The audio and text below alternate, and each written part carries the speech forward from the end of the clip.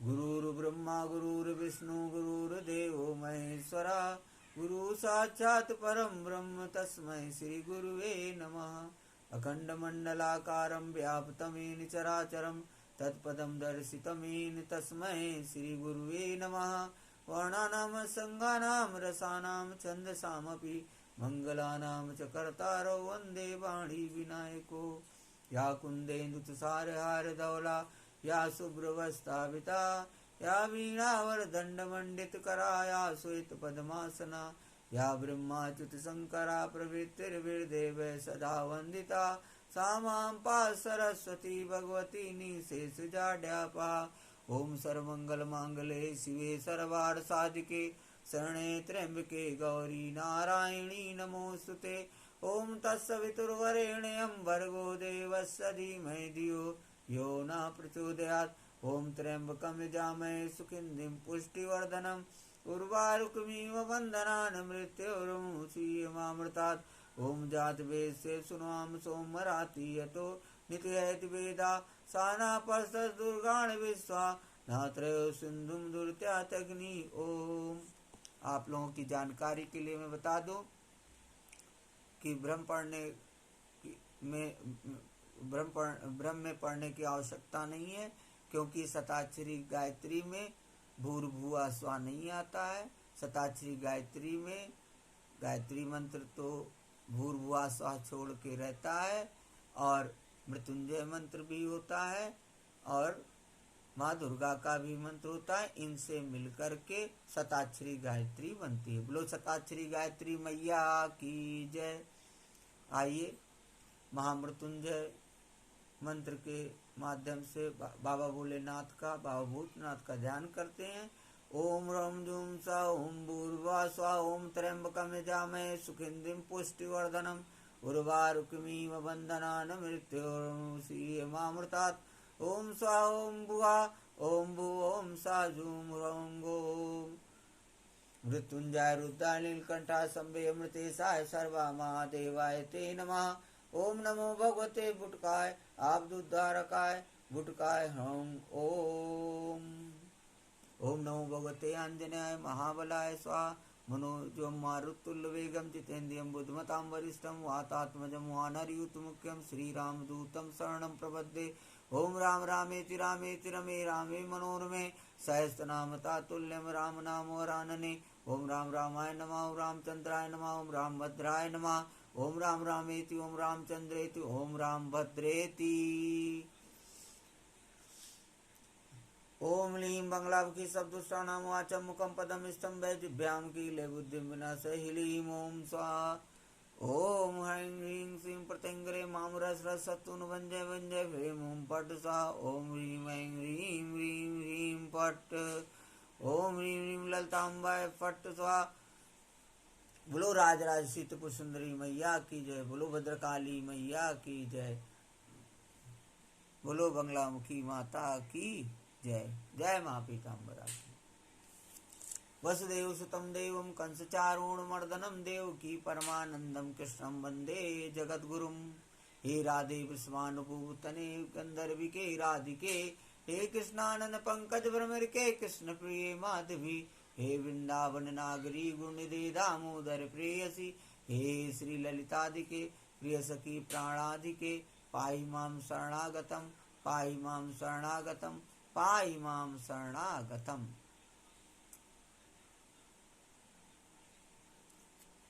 हरि ओम तत्सत हरि ओम तत्सत हरि ओम तत्सत। सर्वप्रथम आत्मनाय अनंत विभूषित प्रातः स्मरणीय परम पूजनीय हमारे दीक्षा गुरु परम अत्रि मुनि महाराज जी जो ब्रह्मलीन हो चुके हैं, उनके चरणों में मैं कोटि कोटि नमन करता हूँ। सनातन धर्म सम्राट स्वामी करपात्री जी महाराज जो ब्रह्मलीन हो चुके हैं, उनके चरणों में भी कोटि कोटि नमन करता हूँ। भगवान आदि शंकराचार्य जी के चरणों में मैं कोटि कोटि नमन करता हूँ। सनातन धर्म की जय। हरि ओम तत्सत हरि ओम तत्सत हरि ओम तत्सत।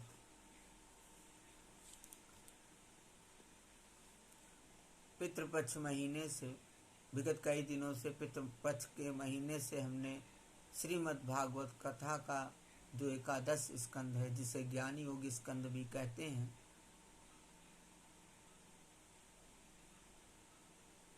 उसकी संपूर्ण कथा आप लोगों को सुनाने का प्रयास कर रहा हूं।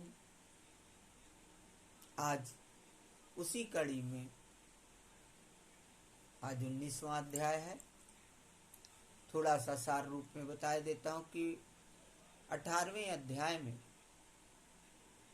और 17वें जो अध्याय था उसमें उद्धव ने भगवान से वर्णाश्रम धर्म के बारे में पूछा कि ब्रह्मचर्य आश्रम क्या में रहने वाले जीव का क्या धर्म होना चाहिए, गृहस्थ आश्रम में रहने वाले जीव का क्या धर्म होना चाहिए, वानप्रस्थ आश्रम में रहने वाले जीव का क्या धर्म होना चाहिए, और संन्यास आश्रम में रहने वाले जीव का क्या धर्म होना चाहिए, इसके बारे में पूछा। और ब्राह्मण वर्ण, क्षत्रिय वर्ण, वैश्य वर्ण और शूद्र वर्ण के जीव किस प्रकार के होते हैं, उनका क्या धर्म होना चाहिए, उसके बारे में भी प्रश्न किया। और सन्यासी का जीवन कैसा होना चाहिए और सन्यासी को किस तरीके से रहना चाहिए, इसके बारे में भी उद्धव जी ने प्रश्न पूछा और भगवान ने फिर उसका यथोचित उत्तर दिया 17वें और 18वें अध्याय में। आज 19वां अध्याय प्रारंभ हो रहा है, जिसमें भगवान ने भक्ति ज्ञान और यम नियमात साधनों का वर्णन किया है। उद्धव जी के पूछने पर भगवान श्री कृष्ण कहते हैं, उद्धव जी, जिसने उपनिषदादि शास्त्रों के श्रवण मनन और निधिध्यासन के द्वारा आत्म साक्षात्कार कर लिया है, जो श्रोत्रिय एवं ब्रह्मनिष्ठ है, जिसका निश्चय केवल युक्तियों और अनुमानों पर ही निर्भर नहीं करता, दूसरे शब्दों में जो केवल परोक्ष ज्ञानी नहीं है, वह यह जानकर कि संपूर्ण द्वैत प्रपंच और इसकी निवृत्ति का साधन वृत्ति ज्ञान माया मात्र है, उन्हें मुझ में लीन कर दे। वे दोनों ही मुझ आत्मा में अध्यस्त हैं, ऐसा जान लें। ज्ञान विज्ञान संसिद्धा पदम श्रेष्ठ विदुर्मम, ज्ञानी प्रिय तमो तो में ज्ञाने नासो विवर्तिमाम। भगवान ने कहा उद्धव से, ज्ञानी पुरुष का अभीष्ट पदार्थ मैं ही हूँ, उसके साधन साध्य स्वर्ग और अपवर्ग भी मैं ही हूँ। मेरे अतिरिक्त और किसी भी पदार्थ से वह प्रेम नहीं करता।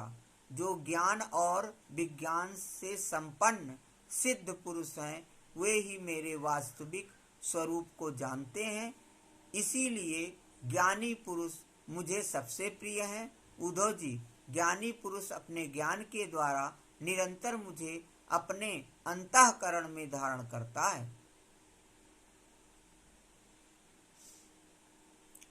आगे भगवान कहते हैं, तपस्तीर्थम जपोदानम अपवित्राणि तराणि च अनालम कुर्वन्ति ताम सिद्धिम या ज्ञान कलया कृता। तत्व ज्ञान के लेस मात्र का उदय होने से जो सिद्धि प्राप्त होती है, वह तपस्या, तीर्थ, जप, दान अथवा अंतःकरण शुद्धि के और किसी भी साधन से पूर्णतः नहीं हो सकती। इसलिए मेरे प्यारे उद्धव, तुम ज्ञान के सहित अपने आत्म स्वरूप को जान लो और फिर ज्ञान विज्ञान से संपन्न होकर भक्ति भाव से मेरा भजन करो। बड़े बड़े ऋषि मुनियों ने ज्ञान विज्ञान रूप यज्ञ के द्वारा अपने अंतःकरण में मुझ सब यज्ञों के अधिपति आत्मा का यजन करके परम सिद्धि प्राप्त की है। उद्धव, आध्यात्मिक, आधि दैविक और आधि भौतिक इन तीन विकारों की समिष्टि ही शरीर है और वह सर्वथा तुम्हारे आश्रित है। यह पहले नहीं था और अंत में नहीं रहेगा, केवल बीच में ही दिख रहा है।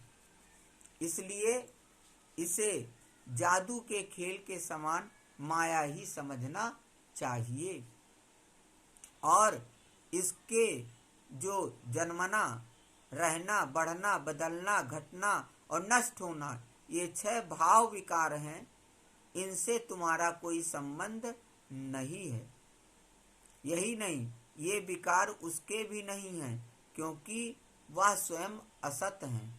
असत वस्तु तो पहले नहीं थी, बाद में भी नहीं रहेगी, इसलिए बीच में भी उसका कोई अस्तित्व नहीं होता। जब भगवान ने इतना कहा तो उद्धव जी ने कहा, ज्ञानम विशुद्धम विपुलम यथ तद वैराग्य विज्ञान युतम पुराणम आख्यायी विश्वेश्वर विश्व मूर्ते तद भक्ति योगम चा महद विमृगयम।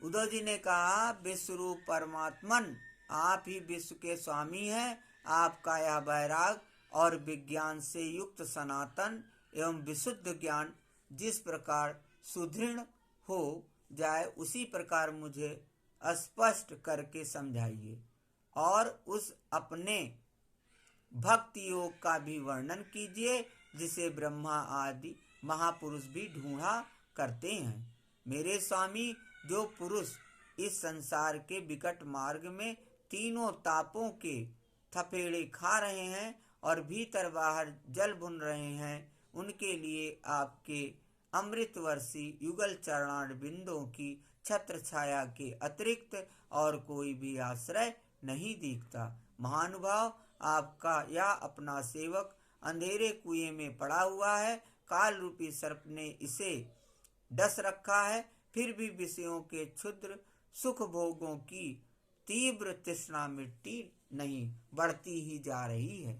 आप कृपा करके इसका उद्धार कीजिए और इससे मुक्त करने वाली वाणी की सुधा धारा से इसे सराबोर कर दीजिए। भगवान श्री कृष्ण ने कहा, उद्धव जी, जो प्रश्न तुमने मुझसे किया है, यही प्रश्न धर्मराज युधिष्ठिर ने धार्मिक शिरोमणि भीष्म पितामह से किया था।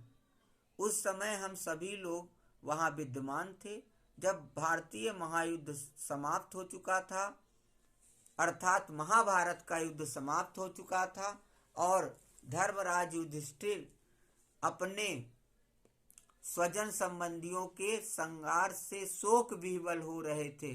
तब उन्होंने भीष्म पितामह से बहुत से धर्मों का विवरण सुनने के पश्चात मोक्ष के साधनों के संबंध में प्रश्न किया था। उस समय भीष्म पितामह के मुख से सुने हुए मोक्ष धर्म मैं तुम्हें सुनाऊंगा, क्योंकि वे ज्ञान, वैराग, विज्ञान, श्रद्धा और भक्त के भावों से परिपूर्ण हैं।